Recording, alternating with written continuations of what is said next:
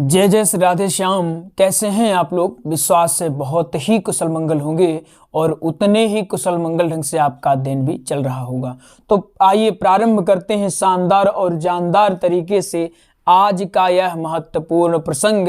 आज हम कौन सी कथा जानेंगे? यह चतुर्थ दिवस की हम क्लास जान रहे हैं। यहाँ कौन सी क्लास? यह चतुर्थ दिवस की हम क्लास या चतुर्थ दिवस वाली कथा को हम जान रहे हैं। आपको पता है कि हम इस जो सूर्य वंश है, सूर्य वंश के बारे में हमने जानकारी संक्षिप्त में जानी थी, गहन जानकारी नहीं जानी थी। हमने यहाँ एक शब्द का उपयोग किया है, उसका नाम क्या है? संक्षिप्त में हमने एक जानकारी जानी थी। संक्षिप्त में जानी थी मतलब ये जानना था कि हाँ एक सूर्य वंश है, उसमें हमारे श्री राम जी का जन्म होता है। राम जी का जन्म कैसे होता है? प्राकट्य होता है, राक्षसों का संहार करते हैं राघव और फिर से पुनः अपने धाम को प्रस्थान कर जाते हैं। लेकिन जो ये मोस्ट दो वंश हैं, सूर्य वंश और चंद्र वंश, इनके बारे में बहुत ही विस्तृत जानकारी जानना एक वक्ता के रूप में बहुत ही अनिवार्य होती है। क्यों? क्योंकि यह आपको कथा के दौरान भी बोलना है और हो सकता है जब आप कथा कर रहे हो और वहां प्रश्न और उत्तर वाला जब संवाद चले तो यहां आपको ये सारी चीजें काम आएगी। अब मान लीजिए आपसे किसी ने पूछा, सपोज दैट मान लीजिए आपसे किसी ने पूछा कि सूर्य वंश का प्रथम शासक कौन है, तो आपको ये पता नहीं हो। जिनको पता है वो तो बता लेंगे कि अच्छा ये थे, लेकिन जिनको नहीं पता वो घबरा जाएंगे कौन थे। फिर अगर किसी ने आपसे पूछा कि सूर्य वंश की उत्पत्ति कैसे हुई, अगर आपको नहीं पता तो इसमें आप फंस जाएंगे। आपसे पूछा जाएगा कि सूर्य वंश का अंतिम राजा या शासक कौन था, तो आप फिर से फंस जाएंगे। इसलिए हमें यह जानना अति आवश्यक है। हम केवल कथा नहीं जानेंगे कि अच्छा यहां से स्टार्ट हुई यहां समाप्त हो गई, हम फैक्चुअल बातें भी यहां जानने वाले हैं। आपको पता है आपके गुरुजी तब तक पढ़ाना बंद नहीं करते या तब तक शांत नहीं होते जब हमको तृप्ति नहीं मिल जाती। हम तब तक पढ़ाते रहते हैं जब हम समझ जाते हैं कि नहीं, अब सेटिस्फाइड हम हो जाते हैं कि नहीं अब आपको समझ में होगा और अब सारी की सारी जानकारी हमने आपको दे दी है। तो बिल्कुल शानदार तरीके से चलिए प्रारंभ करते हैं और जोश और होश अपना बनाए रखिएगा, क्योंकि अगर आज आपने होश खोया तो आपको ये समझ में आने वाला नहीं, क्योंकि ये याद करने वाली चीज है, ना कि समझाने वाली समझने वाली। ये आपको याद करना पड़ेगा, रटना पड़ेगा कि यहाँ ये हुआ यहाँ वो हुआ। तो बिल्कुल तैयार हो जाइए। और क्या कहना है कि जमीन पर बैठ क्यों आसमान देखता है, जमीन पर बैठ क्यों आसमान देखता है, चल अपने पंखों को खोल, चल अपने पंखों को खोल, क्योंकि ये जमाना पंख नहीं उड़ान देखता है। तो बिल्कुल तैयार हो जाइए। और अगर अभी आपने लाइक नहीं किया, लाइक में कोई कंजूसी मत करिए, लाइक करिए और कमेंट बॉक्स में जा करके कम से कम, अगर नहीं हो सकता 51, 108, 1008 जितना संभव हो राधे राधे नाम की जयकारी प्रारंभ करिए, क्योंकि हम यहाँ मेहनत कर रहे हैं तो आपको भी मेहनत करना पड़ेगा। आइए प्रारंभ करते हैं। तो हम क्या जानने वाले हैं, क्या आपको पता है? हेडिंग डालिए अपने रफ में, अपनी बुक में, अपनी नोटबुक में कि आज हम सूर्य वंश के बारे में जानने वाले हैं और सब कुछ जानेंगे। सबसे पहले क्या जानेंगे? इंट्रोडक्शन, यानी कि परिचय इसका हम जानेंगे।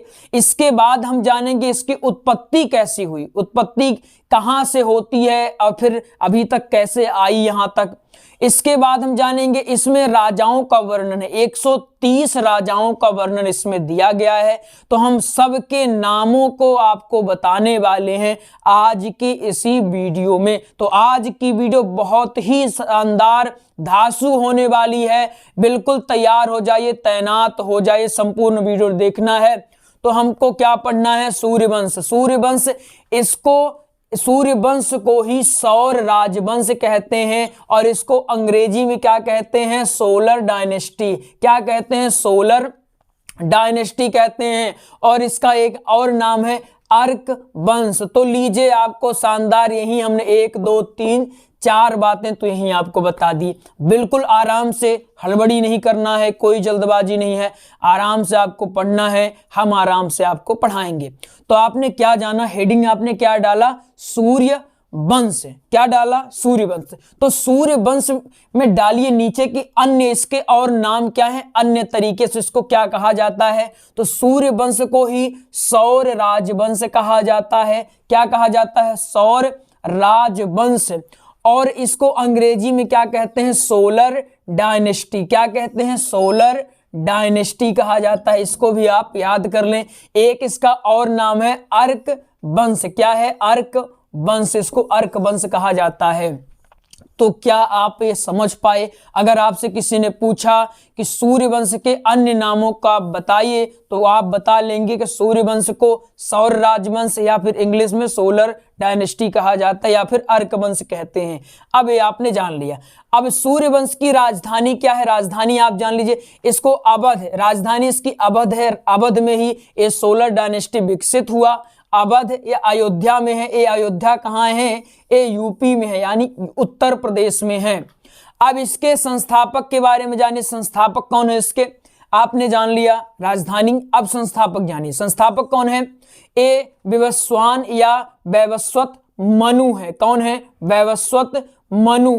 इनको अर्कतनय भी कहा जाता है, अर्कतनय या फिर सूर्य के पुत्र इनको कहा जाता है। एक बात इनके बारे में और जानिए, वैवस्वत मनु जो हैं ये पृथ्वी के प्रथम मनुष्य हैं। वैवस्वत मनु जो हैं पृथ्वी के प्रथम मनुष्य हैं। कौन है, पृथ्वी के प्रथम मनुष्य हैं। और इन्होंने ये जो वैवस्वत मनु है, इन्होंने ही सूर्य वंश की स्थापना की है।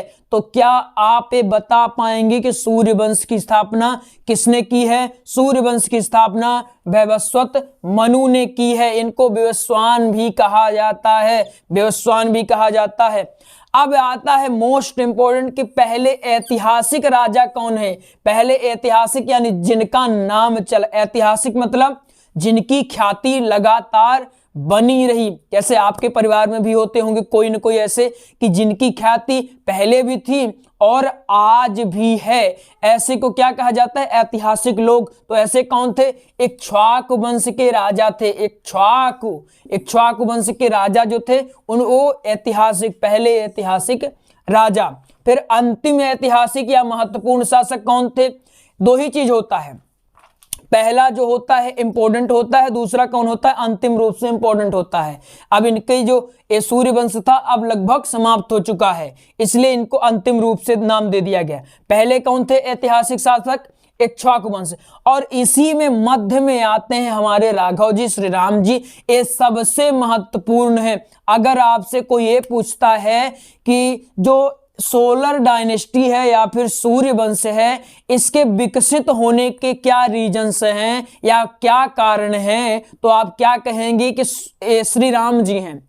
श्री राम जी का जन्म लेना ही, सूर्य वंश में श्री राम जी का जन्म लेना ही सूर्य वंश के लिए गौरव की बात है। और जब श्री राम जी ने जन्म लिया तब से सोलर डायनेस्टी निरंतर बढ़ती रही, और यही वजह है कि आज हम इसके बारे में पढ़ रहे हैं, जान रहे हैं।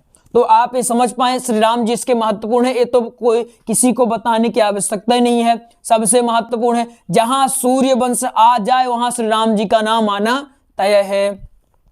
तो जो अंतिम शासक हैं इसके, ये याद करिए, दो चीजें आपको याद करना चाहिए। ये जो पहले शासक हैं, पहले शासक कौन है, इक्ष्वाकु वंश है पहले शासक, और दूसरे शासक कौन है, सुमित्रा। अंतिम शासक कौन है, सुमित्रा। अंतिम शासक का नाम क्या है, सुमित्रा है। तो इतना आपको पता चला कि नहीं चला, अंतिम शासक कौन है, सुमित्रा है। अभी घबराना नहीं है, अभी हम इसको एक बार फिर से समझाने वाले हैं, कोई दिक्कत वाली बात नहीं। अभी तो आपको हम मोटी मोटी बात बता दिए, जिनको समझ में, कुछ लोग दो तरह के हैं, कुछ लोगों को एक बार में ही समझ में आ जाता है, फट से उनको समझाए तुरंत समझ गया, अच्छा गुरुजी हमको पल्ले पड़ गया। कुछ लोगों को 2 बार में आता है तो उनको लिए 2 बार बताते हैं। कुछ लोग ऐसे होंगे 1-2%, उनको 20 बार बताने में समझ में आएगा। तो उनके लिए सबसे अच्छा यही है कि एक बार आप वीडियो देखिए, हो जाए, दोबारा वीडियो देखे, हो जाए, तिबारा वीडियो देखे, जब तक ना समझ में आए तब तक वीडियो देखते रहिए, फिर तो आ ही जाएगा, इसमें कोई दिक्कत ही नहीं। तो अंतिम शासक कौन है? सुमित्रा है। अब एक बात आप यहां ये कहेंगे, गुरुजी आप ये बताइए, आपने यहां लिखवाया है अंतिम महत्वपूर्ण शासक, इनको लिखवाया है, बृहद्रथ को लिखवाया है, किनको? बृहद्रथ को लिखवाया है, किनको? बृहद्रथ को लिखवाया है, बृहद्रथ को लिखवाया है। अंतिम महत्वपूर्ण शासक कौन है? बृहद्रथ। अंतिम महत्वपूर्ण शासक कौन है? बृहद्रथ। और लेकिन आप यहां कह रहे हैं कि अंतिम शासक सुमित्रा है। बिल्कुल। अब हमने यहां क्या लिखा है? अंतिम महत्वपूर्ण शासक, जो सूर्यवंश के महत्वपूर्ण यानी कि जो बलशाली थे, जिन्होंने अपने शासन काल में कुछ अच्छी अचीवमेंट की थी, उनका नाम था बृहद्रथ। क्या नाम था? बृहद्रथ। लेकिन अंतिम ये सुमित्रा थे, इन्होंने कुछ अपने कार्यकाल में कुछ अच्छा नहीं किया। जैसे सरकारें होती हैं, एक कुछ सरकारें कैसी होती हैं, जैसे आपके गांव में सरपंची से ले लेते हैं, सरपंच होते हैं, तो कुछ सरपंच ऐसे होते हैं कि अपने कार्यकाल में अच्छा काम करके जाते हैं, गांव का विकास कर देते हैं, सड़कें बनवाते हैं, पेयजल की व्यवस्था करवाते हैं, मंदिरों का निर्माण करवाते हैं, बहुत तालाब की व्यवस्था करवाते हैं और बगीचों का, बागान का सब व्यवस्था करवाते हैं। उनका नाम रहता है कि अच्छा ये फलाने बने थे सरपंच, तो बहुत सारी अपने कार्यकाल में बहुत सारी अचीवमेंट, उपलब्धियां प्राप्त की थी। लेकिन वहीं कुछ ऐसे होते हैं कि वो अपना ही भरने लगते हैं, अपना ही पेट भर रहे हैं, तो उनका नाम नहीं लिया जाता। इसी प्रकार राजा भी होते हैं। जैसे सूर्यवंश में राजा कौन हुए? अंतिम रूप से बृहद्रथ जो हैं ये हुए, लेकिन एक ग्रेट शासक थे, ये महान शासकों में इनकी गिनती आती है। लेकिन जो सुमित्रा थे तो एक अपने कार्यकाल में कुछ खास नहीं कर पाए, इसलिए इनका नाम उतने गौरवपूर्ण से नहीं लिया जाता। लेकिन सूर्यवंश में इन्होंने जन्म लिया, इसी कारण से इनका नाम यहां ऐड किया जा रहा है। ये बात आपको याद कर लेनी चाहिए। तो आप समझ पाए कि नहीं समझ पाए? एक बात और बताते हैं, जो बृहद्रथ हैं इनको अभिमन्यु ने मारा था। किसने मारा था? अभिमन्यु ने इनको मारा था। अभिमन्यु ने कुरुक्षेत्र में इनको मारा था। बृहद्रथ को अभिमन्यु ने मारा था। तो ये आप समझ पाए कि नहीं समझ पाए? बृहद्रथ को अभिमन्यु ने कुरुक्षेत्र में मारा था। तो अब आपको हम पुनः बताते हैं एक बार, जिनको ये नहीं जो इनको समझ में आ गया, तो इनको आप स्क्रीनशॉट ले सकते हैं। जिन लोगों को समझ में आया होगा आप स्क्रीनशॉट ले लें, अच्छे से स्क्रीनशॉट ले लें। हम एक एक करके आपको पुनः बताते हैं, जिनको ना समझ में आया होगा बहुत जल्दी बताएंगे। हम सूर्यवंश को पढ़े, किसको पढ़े? सूर्य वंश को पढ़े। सूर्य वंश को सौर राजवंश कहा जाता है। क्या कहा जाता है? सौर राजवंश या फिर सोलर डायनेस्टी कहा जाता है। इसको अर्क वंश, ये आपको कथा में बोलना है और कथा के साथ साथ आपको कहाँ बोलना है, जैसे कहीं आप सत्संग करने गए तो वहां के लिए आपको काम आ जाएगा। इस सत्संग का टॉपिक आप चाहें तो बना ले। आज सत्संग अगर आपको कहीं करना है तो आप कर सकते हैं सूर्यवंश के ऊपर, सूर्यवंश के परिचय के ऊपर या सूर्यवंश की उपलब्धियों के ऊपर आप बोल सकते हैं। कम से कम 1-2 घंटे आराम से आप बोल पाएंगे। इसमें आप चाहें तो और डीपली बता सकते हैं और गहराई से बता सकते हैं, नो इशू। तो सूर्यवंश आप जाने, सूर्यवंश में सौर राजवंश और इसको सोलर डायनेस्टी कहा जाता है, और अर्क वंश भी इसी को कहा जाता है। इसके इतने सारे नाम हैं और भी बहुत सारे नाम हैं। इसकी राजधानी अवध है। अवध में विकसित हुआ या कौशल में विकसित हुआ, कौशल भी कह सकते हैं। या फिर अब इसके संस्थापक कौन है? संस्थापक आप इनको कह सकते हैं वैवस्वत मनु, वैवस्वत मनु या फिर विवस्वान, विवस्वान या फिर वैवस्वत मनु कहते हैं इनको। अब पहले ऐतिहासिक शासक, अब जैसे देखिए स्थापना तो इन्होंने कर दी वैवस्वत मनु ने, लेकिन ये अपने कार्यकाल में इतना विकसित नहीं हुए या अपने डायनेस्टी को इतनी प्रसिद्धि नहीं दिल पा पाए, इसलिए इनको ऐतिहासिक राजाओं में नहीं गिना जाता है। इन्होंने केवल स्थापना कर दी है, स्थापना कर दी। जैसे एक मकान होता है, कोई मकान बन रहा है, मकान की किन्हीं ने सिर्फ नींव डाल दी, तो जिन्होंने नींव डाली है मकान की उनका नाम तो आएगा, लेकिन इतने गौरवपूर्ण से उनका नाम नहीं लिया जाएगा। नाम किनका लिया जाएगा? जिन्होंने मकान को अच्छा सजाया, बनाया, अच्छे से उसको डेंट पेंट किया, उनका नाम लिया जाएगा कि अच्छा इन्होंने बढ़िया से इसको डेंट पेंट करवाया था। ठीक वैसे ही जो डायनेस्टी है अपनी सोलर डायनेस्टी, इसकी स्थापना तो वैवस्वत मनु ने कर दी, लेकिन ये इतना विकसित नहीं कर पाए, इसको समृद्ध नहीं कर पाए। तो जो पहले ऐतिहासिक राजा हैं इसके इक्ष्वाकु हैं, इक्ष्वाक वंश के राजा हैं ये हैं। जो अंतिम है ये कौन है? बृहद्रथ हैं। इक्ष्वाकु, इसके बाद बृहद्रथ, बृहद्रथ अंतिम शासक हैं। लेकिन अंतिम महत्वपूर्ण शासक जब कहा जाएगा तब, और अंतिम जो शासक हैं जिन्होंने कोई ज्यादा खास कुछ काम नहीं किया, ये सुमित्रा हैं। क्या आपको समझ में आया कि नहीं? अगर आपसे कोई पूछता है कि जो पहले महान शासक थे तो आप कहेंगे इक्ष्वाकु शासक। आपसे कोई पूछेगा अंतिम शासक कौन है, सूर्य वंश के अंतिम शासक कौन है, तो आप कहेंगे सुमित्रा अंतिम शासक हैं। अब अगर आपसे कोई ये कहता है कि महत्वपूर्ण शासक कौन है, तो आप क्या कहेंगे? बृहद्रथ। क्या कहेंगे? बृहद्रथ। बृहद्रथ अंतिम लेकिन महत्वपूर्ण शासक हैं। इनकी मृत्यु कैसे हुई? ये कुरुक्षेत्र में अभिमन्यु ने इनको मारा था। तो क्या आपको इतना समझ में आया कि नहीं आया? अब सूर्यवंश की एक खास बात आपको बताते हैं। सूर्यवंश में ऐसा होता था कि पिता के बाद जो शासन करता था वो ज्येष्ठ पुत्र करता था, यह इसकी एक खास बात थी। लेकिन अगर आप मुगल कालीन शासन देखें या मध्यकाल में आप जाएं, मिडाइवल हिस्ट्री में आप जाएं, तो वहां क्या होता था कि पुत्र अपने पिता को मार करके गद्दी में बैठता था। पुत्र अपने पिता को मारकर गद्दी में बैठा, बड़ा पुत्र अपने पिता को मारकर गद्दी में बैठा, फिर उसका जो छोटा भाई है वो अपने बड़े भाई को मारा, फिर उसका जो बेटा है उसने अपने चाचा को मारा, फिर गद्दी में बैठा। मतलब यहां मार करके गद्दी में बैठा जाता था। ये कहां? मुगल काल में। लेकिन अपनी खास बात देखिए, अपने सनातन की बात देखिए कि सनातन में ऐसा कभी नहीं हुआ। सनातन में जो कह दिए पिताजी ने कि बेटा तुमको यहाँ बैठना है, तो वही जाकर बैठ जाते थे। अब इसकी महानता आपको क्या बताएं कि माता ने आदेश दिया कि बेटा तुमको बन जाना है, भरत राजा बनेगा, तो भगवान राम ने ऑब्जेक्शन नहीं किया, कोई प्रश्न नहीं किया कि माता मेरी गलती क्या है। वो अपना लक तुक लिए और निकल पड़े झोला लेकर। कहे हम तो फकीर हैं, निकल पड़ते हैं झोला लेकर के। ये है सूर्यवंश की महानता। तो आपको इतना समझ में आया कि नहीं आया?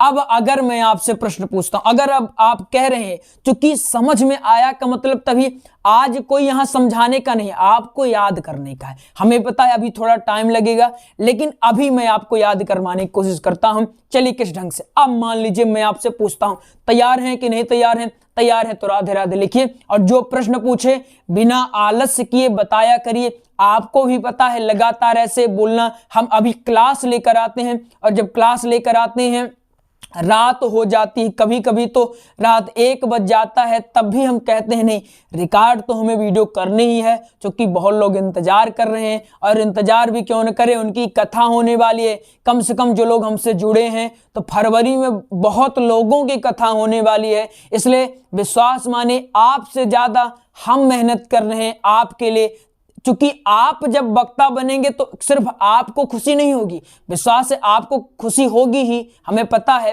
लेकिन आपसे कहीं ज्यादा हमें खुशी होगी।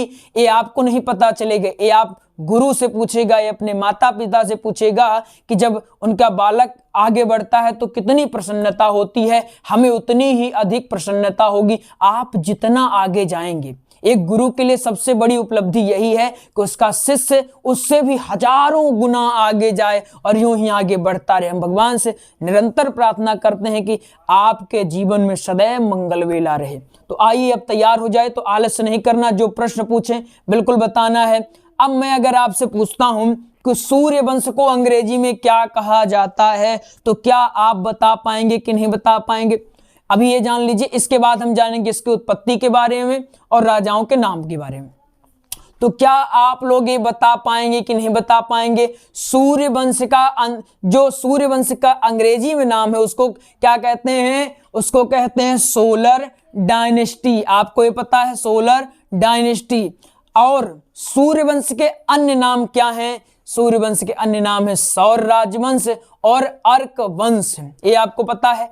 अब अगर मैं आपसे पूछता हूं कि भाइयों एवं बहनों, आप ये बताइए कि सूर्य वंश की राजधानी क्या है, तो क्या आप बता पाएंगे?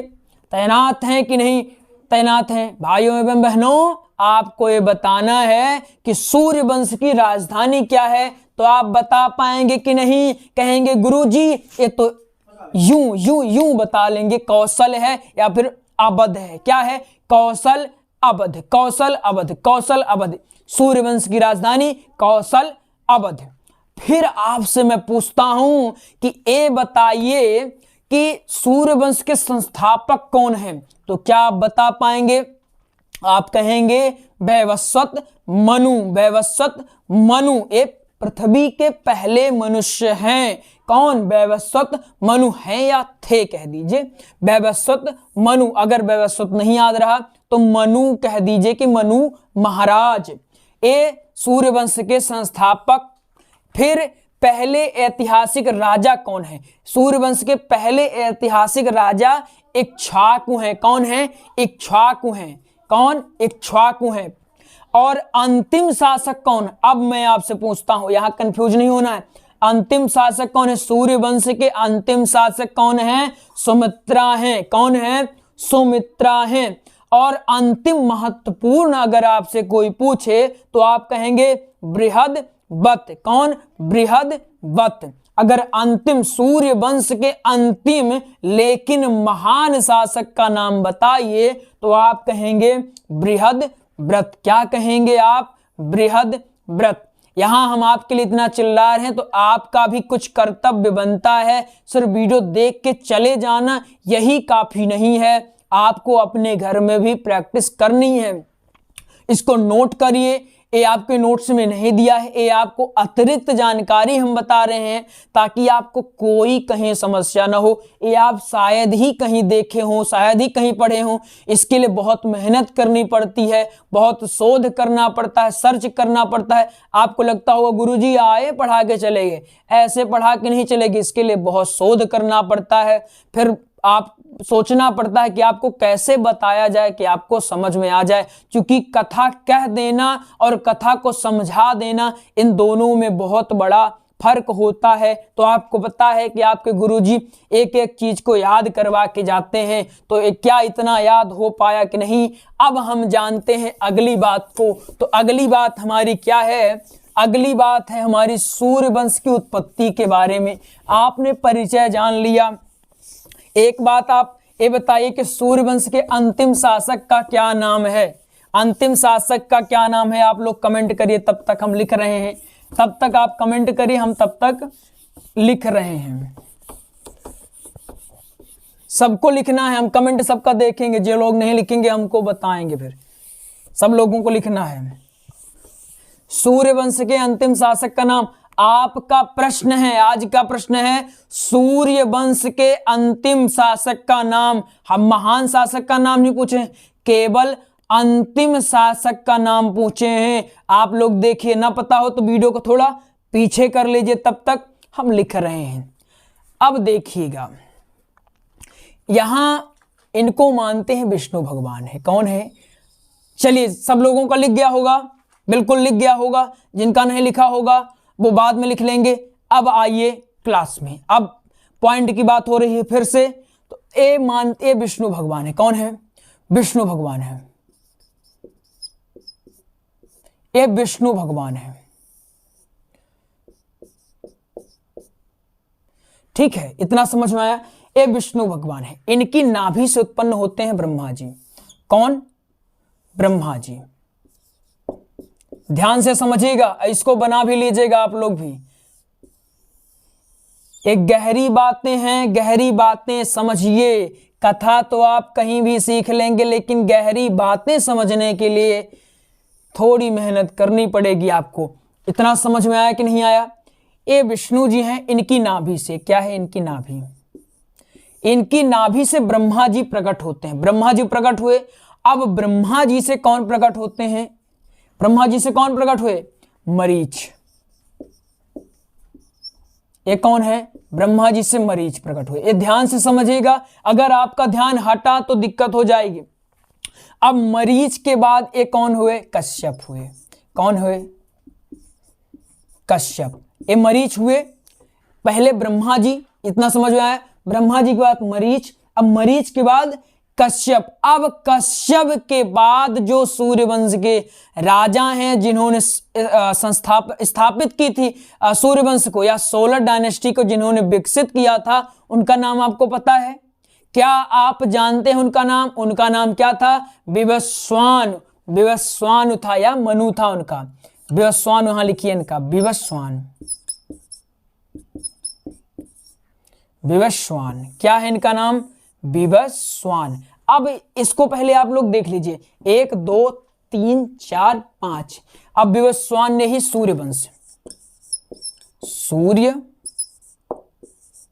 वंश, इन्होंने ही सूर्यवंश की स्थापना करी है। किन्होंने? विवस्वान ने। तो आपको हमने पहले ही पढ़ा दिया। आपने आज की क्लास में क्या जाना? फर्स्ट ऑफ ऑल इंट्रोडक्शन आपने जाना, यानी कि सोलर डायनेस्टी का आपने इंट्रोडक्शन जाना, परिचय जाना। इसके बाद अब आप जान रहे हैं उत्पत्ति। उत्पत्ति कैसे हुई? थोड़ा डायग्राम को देखिए, आपको समझ में आएगा। डायग्राम को देखिए, एक कश्यप है, कश्यप है, इनको देखिए, विष्णु, ब्रह्मा, मरीच, कश्यप, इसके बाद विवस्वान। विवस्वान, अब विवस्वान के बाद भी 130 राजा हुए। कितने? 130 किंग्स। कितने? 130, 130 किंग्स से यहां पर कहां? सूर्यवंश में। क्या हम पढ़ रहे हैं? सूर्यवंश पढ़ रहे हैं। अब देखिए, समझिए ध्यान से, बहुत ही सिंपल है। ये विष्णु जी हैं, विष्णु जी से प्रकट हुए ब्रह्मा जी, ब्रह्मा जी से प्रकट हुए मरीच, ब्रह्मा जी ने मरीच को उत्पन्न किया। अब मरीच से कश्यप प्रकट हुए। अब कश्यप से कौन? विवस्वान। ब्रह्मा जी को विचार, विष्णु जी को विचार आया कि सृष्टि की रचना करें। उन्होंने रचना करके क्या किया? ब्रह्मा जी को बना दिया। अब सब कुछ बाहर चला गया ब्रह्मा जी के पास कि आप ही करता धरता है। अब ब्रह्मा जी ने किनकी रचना कर दी? मरीच की। मरीच के बाद कौन आगे? कश्यप आगे। कौन आए? कश्यप आगे। कश्यप के बाद विवस्वान आ गए। कौन आ गए? विवस्वान। विवस्वान ने सूर्यवंश की स्थापना की। ऐसे ऐसे चलते चलते विवस्वान के बाद कौन आ गए? सुमित्रा। कौन? सुमित्रा। यानी कि जो सूर्यवंश है ये विवस्वान से प्रारंभ होकर के सुमित्रा में समाप्त होता है। अगर पहला देखें तो विवस्वान और अंतिम देखें तो कौन है? सुमित्रा। ऐसे ऐसे करके 130 राजा इसमें हो जाते हैं। कितने राजा? 130 राजा हो जाते हैं। कितने? 130 राजा। अंतिम शासक कौन? सुमित्रा। अंतिम शासक कौन? सुमित्रा। तो क्या आप सूर्यवंश की उत्पत्ति के बारे में समझ पाए? अब थोड़ा इसको इमेजिन करिए। एक दिन श्री विष्णु जी विश्राम कर रहे होते, अचानक उनको ख्याल आता है कि क्यों ना सृष्टि की रचना करते हैं। विचार आया उनको, तो विचार आया, आते आते बहुत सोच रहे थे क्या किया जाए, कौन सी प्लान बनाया जाए, कौन सी योजना लाएं कि सृष्टि की रचना हो जाए, कैसे डिजाइन करेंगे सृष्टि को। तो उनको ख्याल आया कि क्यों ना कुछ शक्ति प्रकट की जाए। तो शक्ति कौन सी हो? वो तो नाम तो बाद में पड़ा ब्रह्मा जी। उन्होंने एक शक्ति पैदा करी, अपनी नाभि से शक्ति पैदा करी। उन शक्ति का क्या नाम था? ब्रह्मा जी। अब श्री विष्णु जी ने कहा कि हे देव, आप जाइए, आप सृष्टि की रचना करिए। हम विचार कर रहे हैं कि एक ऐसी सृष्टि हो। सृष्टि यानी कि उन्होंने पहले से प्लान बनाया होगा कि ऐसी सृष्टि रचना करनी है, यहाँ ऐसे मानव जीव जंतु ये सब होंगे।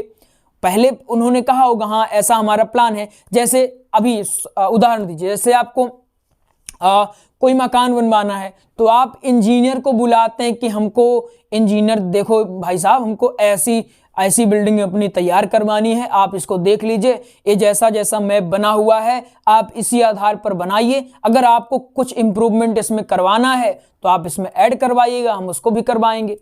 ऐसे ही विष्णु जी को ख्याल आया कि क्यों ना हम सृष्टि का निर्माण करें। और उन्होंने ख्याल ही ख्याल में अपनी सृष्टि का निर्माण कर लिया, एक मैप बना लिए अपने सृष्टि का कि हमारी सृष्टि ऐसे ऐसे होने वाली है। इसके बाद इनको जरूरत थी एक इंजीनियर साहब की, क्योंकि सोचने से कुछ होगा नहीं, एक बनाने वाला भी चाहिए।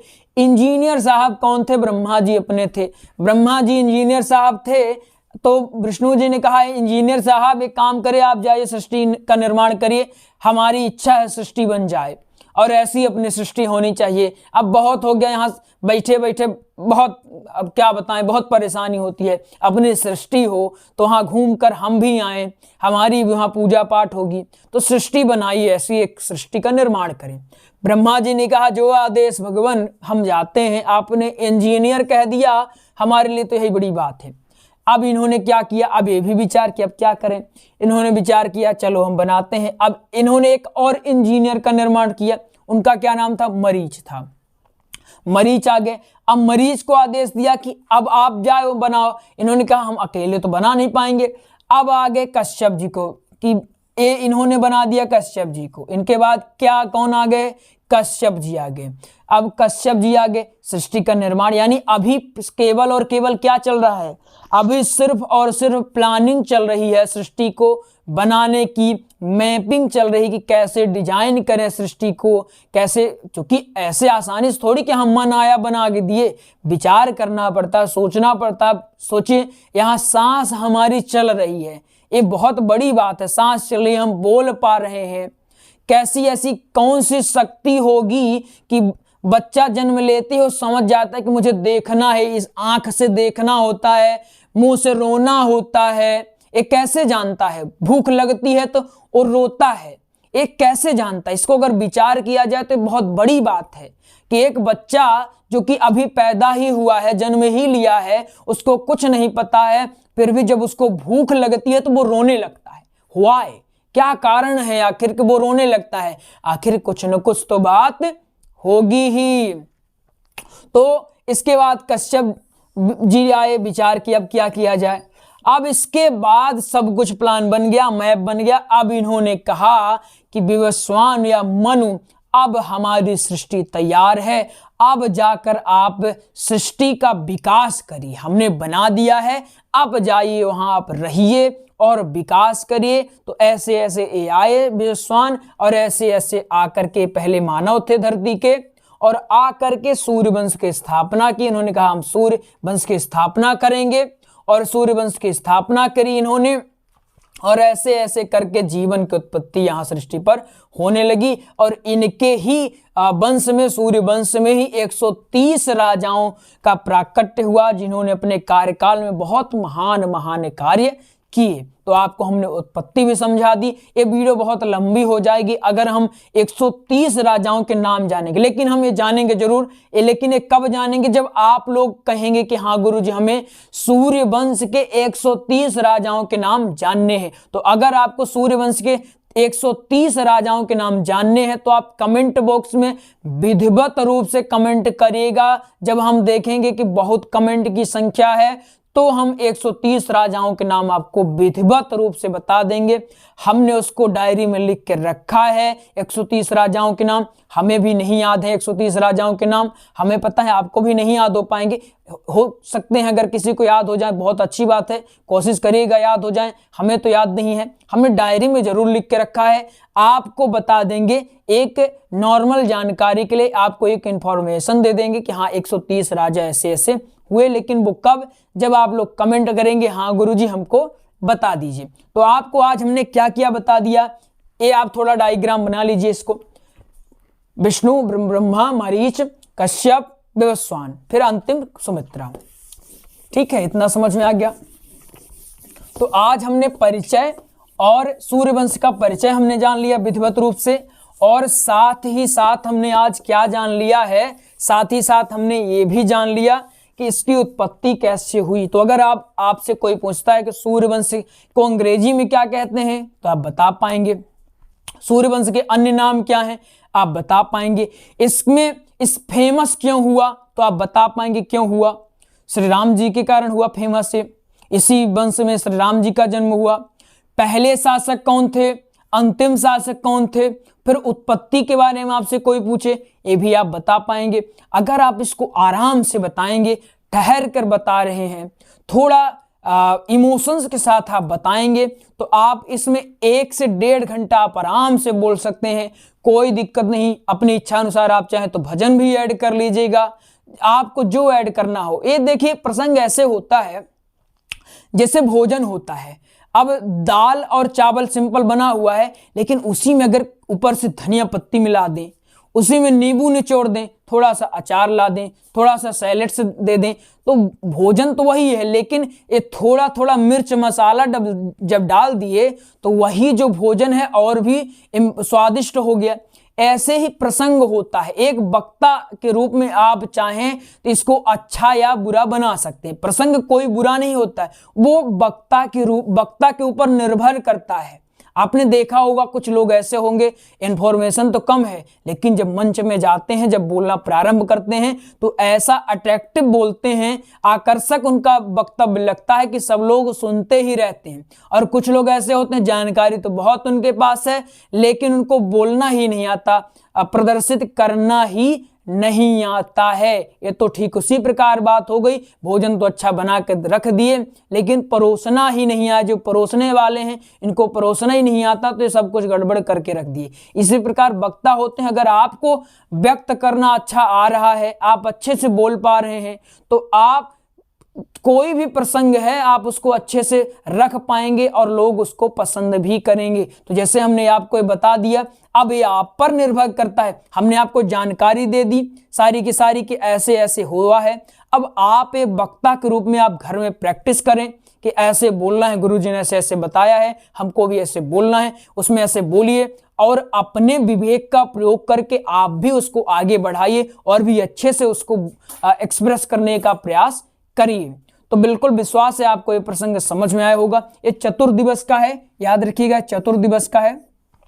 तो आइए एक जानकारी आपको देते हैं। हमने भागवत जी का और श्री राम कथा के एक प्रॉपर नोट्स तैयार करवा दिया है।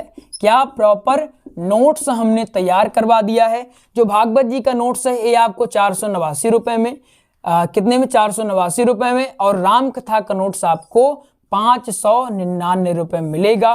तो अगर आपको प्राप्त करना है तो आप इस नंबर में 8269386376 आपके स्क्रीन पर भी नंबर दिया हुआ है, आप उस नंबर में कॉल कर लें, आपको नोट्स दिलवा देंगे। ये नोट्स बहुत ही आपके काम का सिद्ध होने वाला है, क्योंकि एक ऐसा नोट्स शायद पहली बार तैयार हुआ है जिसमें प्रसंग, भजन, श्लोक, दोहे, सारी की सारी चीजें आपको एक ही स्थान पर मिलेगी। आपको कहीं नहीं ढूंढना है कि भागवत जी में कौन सी भजनें गाएं, महत्वपूर्ण श्लोक कहां से लाएं, पहले दिन क्या बोलें, दूसरे दिन क्या बोलें, तीसरे दिन क्या बोलें, इसमें कोई परेशानी की बात नहीं होगी। आप जब नोट्स का अध्ययन करेंगे तो आपको एक ही स्थान में सब कुछ मिल जाएगा। और सबसे खास बात इसकी ये है कि ये सब कुछ अलग अलग है, कि आपको ढूंढना नहीं पड़ेगा कि पहले दिन कितनी कथा करें, दूसरे दिन कितनी कथा करें। इसमें वर्णित है, इसमें बताया है, हमने चिन्हित किया है कि ये पहले दिन का है, पहला समाप्त हुआ, इसको रखिए। ये दूसरे दिन का है, दूसरा समाप्त हुआ, ये तीसरे दिन का, ऐसे ही ऐसे 7 दिन का, ये जो 7 दिन की भागवत है, और 9 दिवसीय श्री राम कथा का है। तो आपको अगर प्राप्त करना है तो दिए गए नंबर में कॉल कर लेंगे। नंबर आपके स्क्रीन पर भी दिया है 8269386376। तो चलिए मिलते हैं अगले प्रसंग में, तब तक के लिए जय जय श्री राधे श्याम।